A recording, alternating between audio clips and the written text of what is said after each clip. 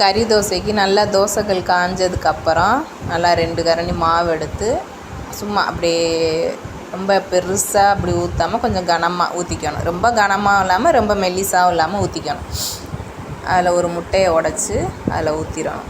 அந்த முட்டையை கழுவிட்டு தான் அது மேலே இப்போ நான் டிப் பண்ண போகிறேன். அதில் நல்லா உடச்சி ஊற்றிட்டு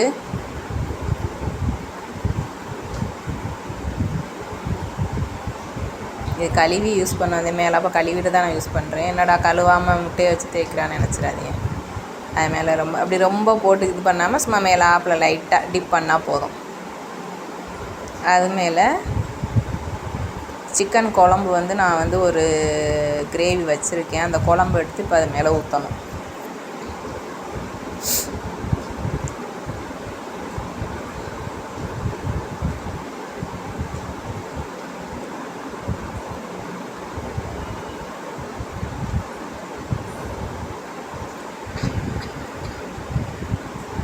நல்லா சிக்கன் குழம்பு அது மேலே ஊற்றி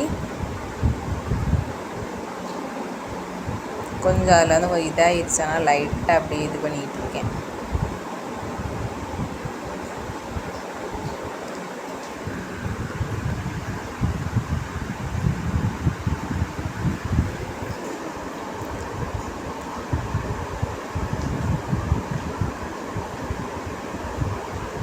அதில் சிக்கன் எடுத்து இதில் ஒரு 5-6 பீஸ் இதில் மேலே லைட்டாக அப்படி போடணும்.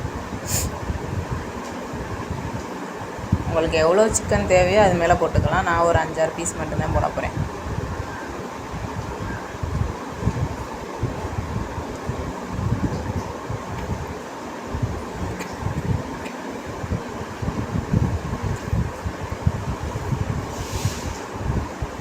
அது மேலே கொஞ்சமாக பெப்பர், உங்களுக்கு வேணும்னா பெப்பர் பொடி போட்டுக்கோங்க. இல்லை வேணாம் அப்படின்னா அதோட விட்டுருங்க. நான் கொஞ்சமாக பெப்பர் பொடி போட்டு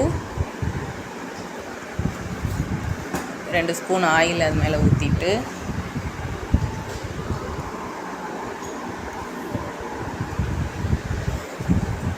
கொஞ்சம் நேரம் அப்படியே மூடி அடுப்பு கொஞ்சம் ஸ்லோவிலே வைங்க. ரொம்ப ஹையில் வச்சிட வேணாம். அப்போ நல்லா கொஞ்சம் வேகும் அந்த முட்டையெல்லாம் வேகிறதுக்காக.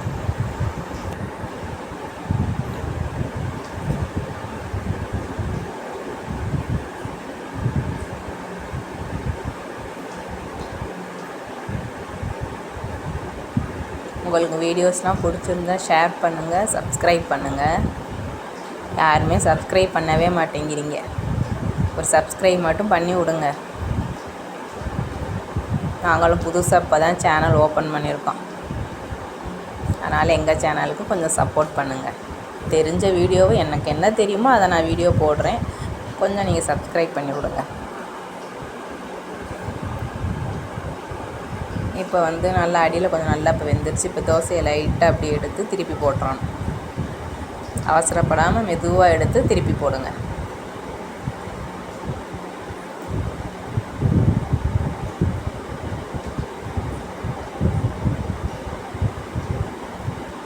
அது தோசை கண்டு அப்படி வலிக்கிட்டே வந்துச்சு. அதை 2 கரண்டியை வச்சு அப்படியே திருப்பி போட்டாச்சு.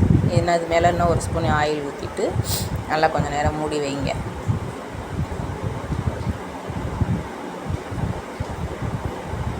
இப்போ அடுப்பை கொஞ்சம் ஹையில் வச்சு அப்புறம் கொஞ்சம் இப்போ குறைக்கிறேன் அடுப்பை.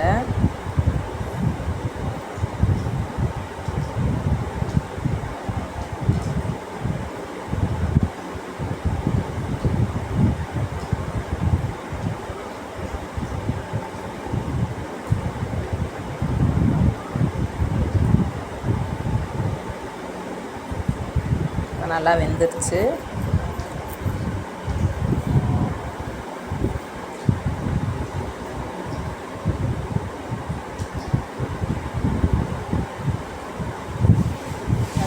சூப்பராக நம்மளுடைய முட்டை கறி தோசை ரெடி. பார்க்கலே நல்லா சூப்பராக இருக்குல்ல, சாப்பிடும் போல் இருக்குல்ல. உங்கள் எல்லாருக்கும் இதே மாதிரி நீங்களும் உங்கள் வீட்டில் ட்ரை பண்ணி பாருங்கள்.